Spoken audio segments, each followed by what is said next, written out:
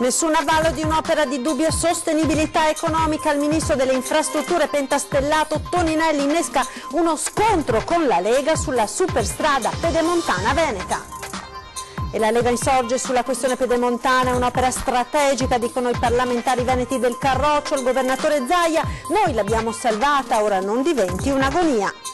Sì del Parlamento all'autonomia, nuova accelerata, approvata in serata una risoluzione della maggioranza Lega 5 Stelle che impegna il governo a rispettare l'esito del referendum del 22 ottobre scorso. Ruba un camion della nettezza urbana e semina il panico tra le auto, momenti di paura a Legnago, 31enne marocchino ubriaco arrestato dai carabinieri. Emergenza inquinamento, unico comune capoluogo del Veneto, Rovigo ha revocato l'ordinanza di blocco dei veicoli, il sindaco sto dalla parte dei cittadini. In tutte le piazze del Veneto manifestazioni, cortei ed assemblee degli studenti per chiedere il vero cambiamento nel mondo della scuola. Sport e calcio, Stefano Vecchi esonerato, al suo posto arriva Walter Zenga, la guida del Venezia dopo l'esperienza di Filippo Inzaghi, un altro nome storico del calcio italiano sulla panchina dei lagunari. Buonasera, ben ritrovati con l'edizione del Veneto dei nostri telegiornali. In primo piano la questione della superstrada pedemontana veneta, nessun avallo ad un'opera di dubbia sostenibilità economica. Il ministro delle infrastrutture Danilo Toninelli innesca uno scontro con la Lega appunto sulla pedemontana. Sentiamo. L'opera non è stata avvallata dal Ministero né tantomeno dal Governo. Jacopo Berti è lapidario, nessun via libera del Governo alla pedemontana veneta, anzi la sostenibilità economica della superstrada è più che dubbia. Il consigliere regionale pentastellato ha incontrato a Roma il ministro Toninelli e la nota del titolare delle infrastrutture ha appena smentito quanto in Veneto era stato accolto come un semaforo verde all'opera. Almeno così era stata interpretata l'esclusione nel DEF della pedemontana dall'elenco delle opere che saranno sottoposte all'analisi costi-benefici. Nessun avvallo ad un'opera di quantomeno dubbia sostenibilità, scrive il ministro, sottolineando che l'elenco contenuto nella legge di bilancio non è esaustivo. Toninelli esterna pesanti perplessità sulla pedemontana, annunciando che il ministero approfondirà con attenzione le richieste di chiarimenti per la parte di propria competenza, ma al tempo stesso aspetti le controdeduzioni della Regione Veneto.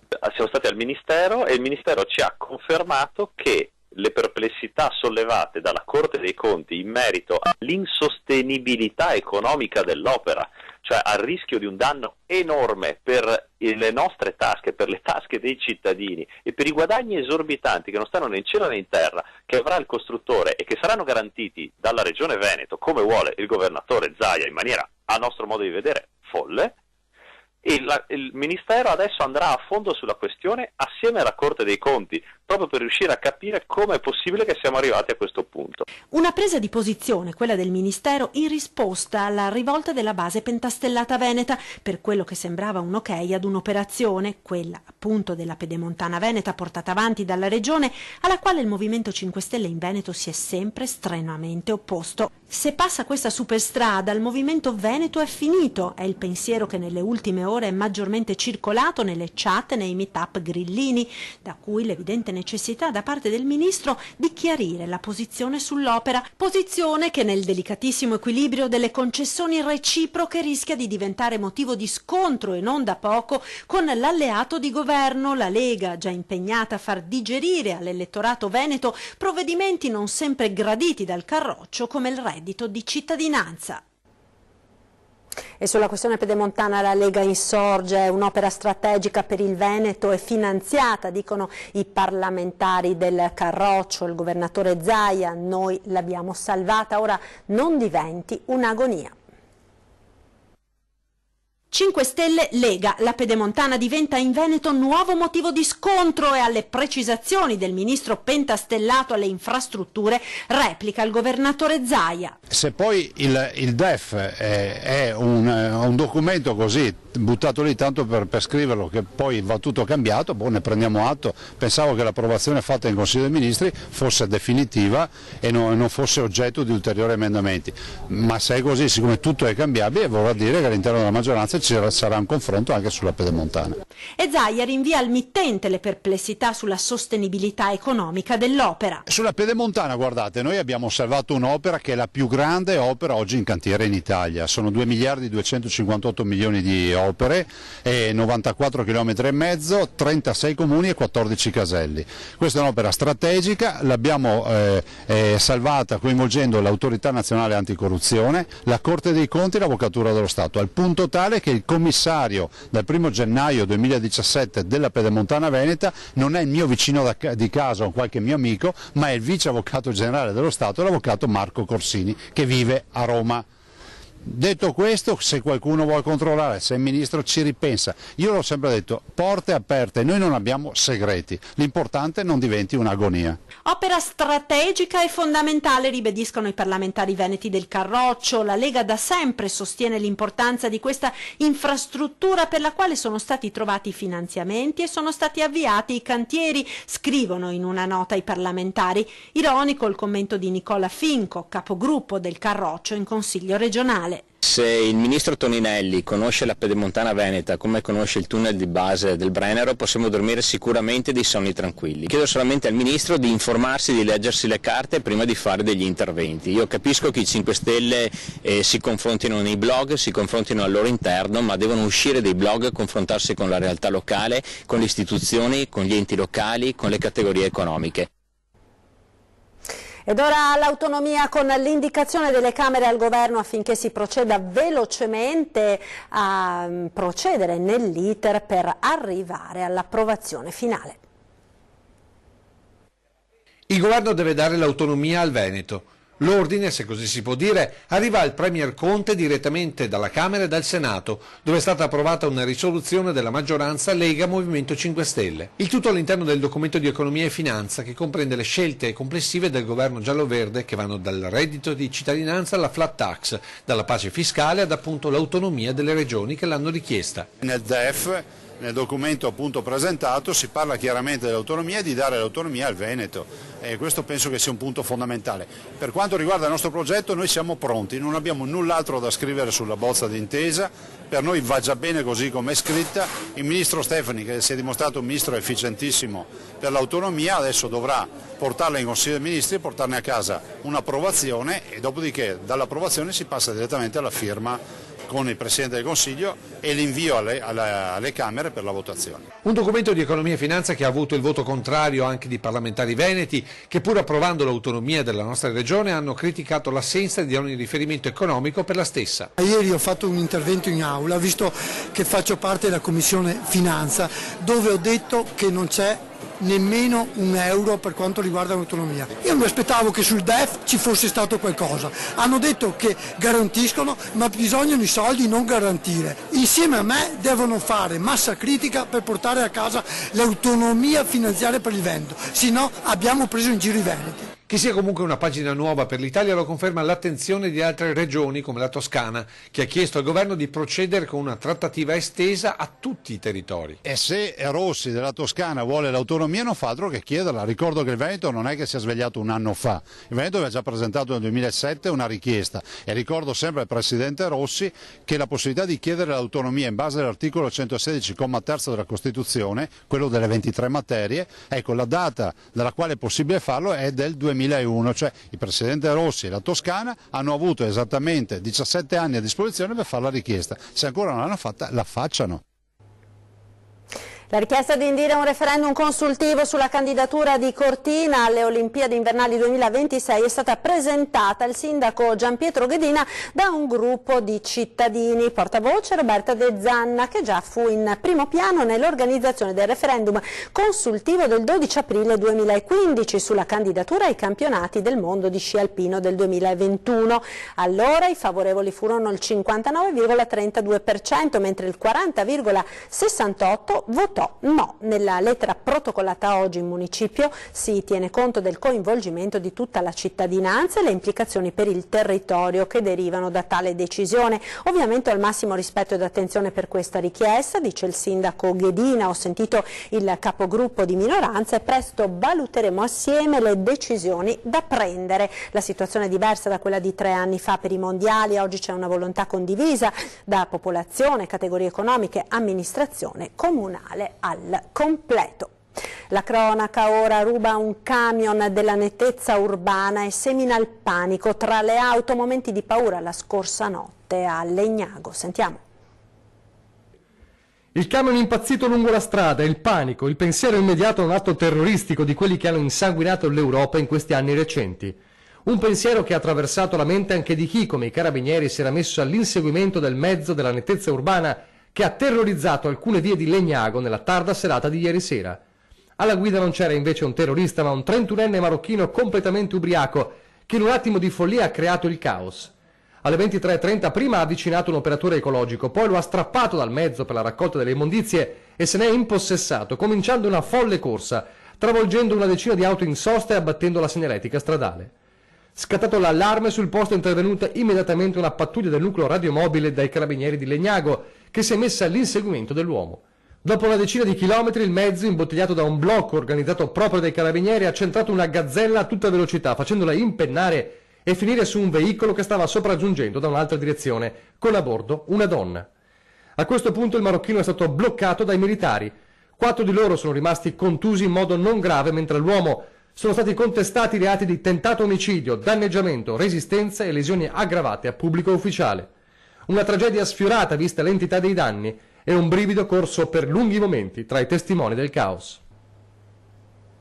È stato espulso il cittadino marocchino responsabile della violenta aggressione lo scorso marzo ai titolari di un pub di San Giacomo di Veglia, nel Vittoriese. Questi sono i miei capelli che praticamente ho,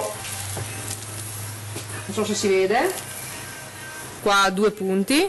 Invece io per staccare lei mi sono preso, per rivincolare nella confusione, mi sono preso un pugno nell'occhio e un calcio nella schiena. Nelle parole dei titolari del River Pub di San Giacomo di Veglia, tutto l'orrore per la violenza subita la sera del 28 marzo scorso, quando vennero aggrediti nel loro locale da un marocchino ubriaco al quale si erano rifiutati di dare da bere. Un soggetto violento, noto alle forze dell'ordine, condannato nel 2017 per lesioni personali, minaccia e resistenza pubblico ufficiale e che ora finalmente è stato espulso dall'Italia in quanto persona socialmente pericolosa.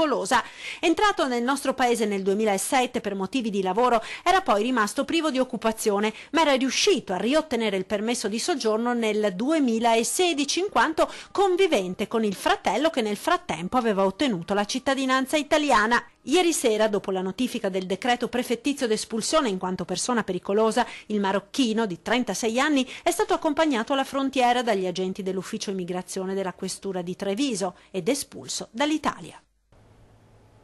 Torniamo a parlare dell'emergenza inquinamento. Unico comune capoluogo del Veneto, Rovigo ha bloccato ed ha revocato l'ordinanza di blocco del traffico. Il sindaco Bergamini: sto dalla parte dei cittadini, e da Legambiente Veneto arriva la diffida. Sentiamo. Inutile e penalizzante. Da alcuni giorni l'ordinanza che blocca i veicoli Euro 1, Euro 2 e diesel Euro 3 in tutti i comuni sopra i 30.000 abitanti del bacino padano a Rovigo non è più in vigore. A spiegare il perché è il sindaco del capoluogo polesano Massimo Bergamin. Prima comunità, diciamo, che ha applicato questa ordinanza è Padova, perché è superiore ai 30.000 abitanti e quindi 45 km da Rovigo. A sud è Ferrara, 30 km, verso est non ho nulla, arrivo al mare, e verso ovest ho Verona, che sono 90 km. Allora di che cosa stiamo parlando? Che a Rovigo bisogna fermare gli artigiani, i commercianti, le mamme, i padri di famiglia. Un Euro 3 non è un'auto da prendere il venerdì sera e portarla al macero, diciamo, portarla dal Ferrovecchi ed acquistarne una il lunedì mattina, non so, da migliaia e migliaia di euro. Dalla parte dei suoi cittadini, in particolare di quelli più deboli, spiega il sindaco, che di domande se ne è posta anche un'altra. Caro Massimo, tra me e me la sera prima di prendere sonno, tu hai anche l'autostrada che transita nel tuo territorio. Migliaia e migliaia di autoveicoli, di automezzi pesanti ogni giorno che circolano. Allora chiudo l'autostrada, allora fermo i treni, fermo la cosiddetta littorina vacca mora, come si dice dalle nostre parti, che quando la accendono al mattino alle 5 e poi parte un'ora dopo. Contrario all'ordinanza, contrario soprattutto alle decine di deroghe che tutti i comuni hanno adottato. Un'ordinanza con le deroghe, ma... Il futuro siamo noi, la generazione nuova, quella che sta cercando di portare avanti questa nazione, siamo noi, e la soluzione non è farci fare la leva militare, ma avere dell'alternanza formativa che funzioni, delle scuole dove ci piace andare, dove abbiamo voglia di studiare, di imparare e di portare avanti la nostra Italia. Vogliamo un governo che sia capace di interpretare i cambiamenti. Noi chiediamo un cambiamento che sia un cambiamento reale, non quello che ci viene proposto dal nuovo governo, un cambiamento che appunto sia per l'inclusione, per l'aggregazione, l'integrazione. Non pensiamo che nel 2018 sia possibile che le discriminazioni siano ancora presenti, le discriminazioni razziali o sociali di qualsiasi tipo. Chiediamo che alla scuola vengano dati più fondi, perché è dalla scuola che si parte per cambiare il paese, e abbiamo capito che il cambiamento che ci propongono adesso non è il cambiamento di cui abbiamo bisogno, perché non è proprio un cambiamento. Scuola di qualità, senza fondi non si fa. Una scuola di qualità, senza fondi non si fa. Una scuola più sicura dunque, ma non solo. Gli studenti si aspettano anche altro dal governo. Manca secondo noi un progetto di integrazione che sia un vero progetto di integrazione. Manca il progetto di manca capire che nella scuola, che se si vuole investire in una società diversa si deve cominciare da lì. Bisogna ricercare nell'ambiente scolastico dei luoghi dove i giovani si possano riconoscere, dei luoghi di aggregazione. Bisogna riuscire a far sì che ci sia una vera sicurezza nella scuola, che le scuole siano davvero sicure, che non ci siano ancora esempi di tetti che crollano, di muri che cadano. Bisogna veramente che la scuola, ci sia veramente un vero investimento nella scuola, che non sia un investimento fasullo che nasconda dei tagli ulteriori. Continua a far discutere l'arrivo in un albergo di Noventa Padovana dei profughi trasferiti per chiudere la base di Bagnoli di Sopra. Il sindaco Bisato, dal ministro Salvini ancora nessuna risposta. Il 28 settembre la partenza degli ultimi richiedenti asilo nell'hub di Bagnoli di Sopra ha chiuso l'attività di quello che era stato il più grande centro profughi della provincia di Padova. Una partenza defilata senza comunicazioni ufficiali neanche al sindaco Roberto Milan, che se ne è accorto da solo e nel mistero di quale fosse la loro destinazione finale. Un quesito che a Noventa Padovana hanno sciolto mentre davanti a Bagnoli si festeggiava la chiusura della base. Gli ultimi profughi della base di San Siro sono stati trasferiti all'Hotel Paradiso, albergo di Noventa Padovana, che con almeno 70 presenze è diventato il più grosso concentramento della provincia. Le richieste di spiegazioni al ministro Salvini sono per ora rimaste senza risposta. È questione veramente di principio, soprattutto perché non è che si può vendere al mondo che si è fatta la grandissima impresa di aver chiuso Bagnoli e poi in realtà si è solo spalmato il problema sugli altri CAS, centri di accoglienza straordinari. A questo punto a Noventa c'è un centro di accoglienza straordinario, chiudiamolo. Così come abbiamo chiuso Bagnoli. Presto il sindaco e segretario regionale del PD, Alessandro Luigi Bisato, incontrerà il prefetto di Padova, Renato Franceschelli, in attesa però di un segnale anche dal Viminale. Il ministro è il ministro di tutti e io mi sento parte di questo Stato. Io dalla sera alla mattina cerco di fare il mio pezzo di responsabilità come uomo dello Stato, da sindaco. Altrettanto mi aspetto da un ministro, perlomeno un colloquio franco per cui mi dica non posso. Almeno però lo diciamo alla gente, lo diciamo a tutti. Linea alla regia, ora per la pubblicità, tra poco.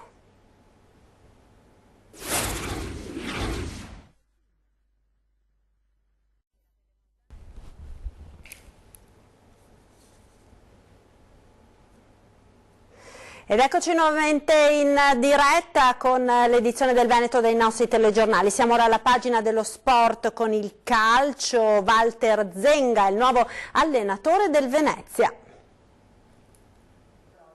Esonerato Stefano Vecchi, al suo posto arriva Walter Zenga alla guida del Venezia. Mancava solo la conferma della società, dopo una gaffe su Instagram era risuonata come mezza conferma. A Zenga spetterà il compito di portare fuori da una pericolosa posizione la classifica della squadra. La notizia del probabile esonero dell'ex allenatore delle giovanili dell'Inter Vecchi era nell'aria da un po' di tempo, a fronte di un ruolino di marcia nella serie cadetta tutt'altro che invidiabile. Attualmente la classifica parla di un Venezia al 16° posto nella serie cadetta, con 4 punti, frutto di una vittoria, un pareggio e 4 sconfitte, troppe per una squadra che l'anno scorso ha cullato il sogno di approdare nella massima serie, disputando anche i play-off. Il nuovo allenatore sarà presentato ufficialmente domani. E siamo al termine di questa edizione, grazie per essere stati con noi. In chiusura come sempre un'occhiata alle previsioni del tempo. Buona serata.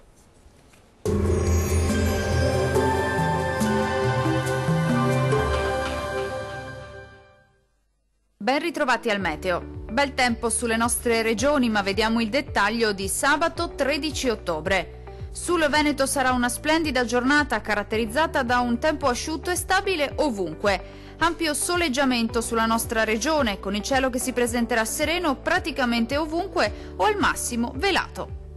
Temperature sostanzialmente invariate, con minime comprese tra 11 e 13 gradi. Valori massimi oscillanti invece tra 21 e 24 gradi circa. Diamo ora uno sguardo al Friuli Venezia Giulia. Situazione sostanzialmente immutata. Anche qui infatti dominerà il bel tempo, sarà ampiamente soleggiato su tutti i settori e il cielo sarà in prevalenza sgombro da nubi. Non sono previsti fenomeni particolarmente degni di nota. Temperature stazionarie, minime tra 11 e 13 gradi, massime comprese invece tra 22 e 25 gradi circa. Vediamo infine la situazione del Trentino Alto Adige. Non cambia di molto la previsione, anche sulla nostra regione infatti sarà soleggiato ovunque. Il cielo sarà sereno e limpido su tutti i settori, salvo per innocue velature. Non sono previste piogge. Temperature stazionarie ma molto miti, con minime tra 11 e 12 gradi. Valori massimi oscillanti invece tra 24 e 27 gradi circa. Dal meteo di Antenna 3 è tutto, arrivederci!